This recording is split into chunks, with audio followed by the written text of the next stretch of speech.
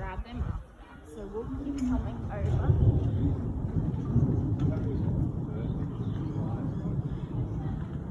He's soaking. See if we can get Ryan and Tiger. So at the moment he really doesn't know what life entails. He's just excited about eating as much food as possible. Good job, big dude! You've got so much more kind of graceful every time. What was that? I was just about to say that you two are doing so much better in terms of landing on your feet, and then you do that. Alright, well that wasn't exactly graceful. That kind of stuff, they're a lot better at it than Banduka. Banduka took like 8 to 10 months before he figured out how to land on his feet. These guys are a little bit better at actually doing that 9 times out of 10.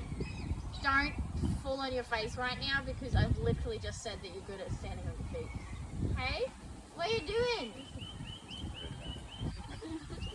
Yeah, they're like going up to the roof and grabbing the bark and the leaves that hang through. Did you separate these guys and handle them?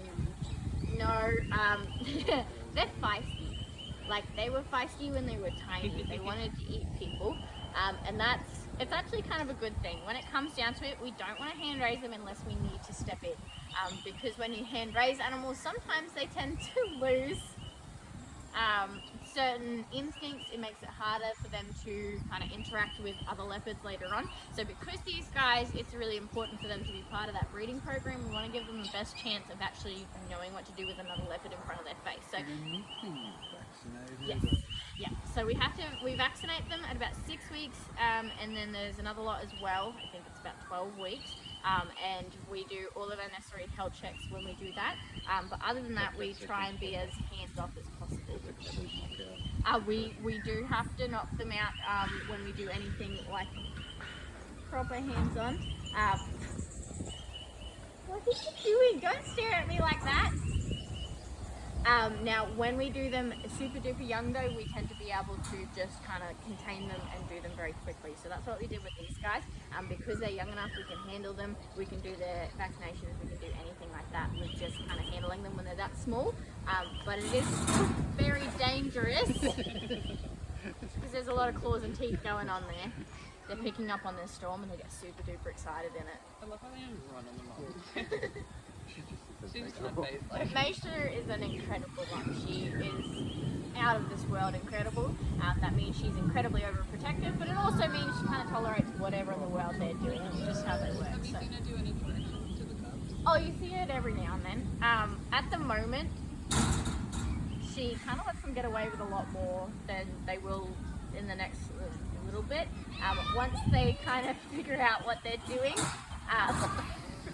she'll tend to then correct them a little bit more.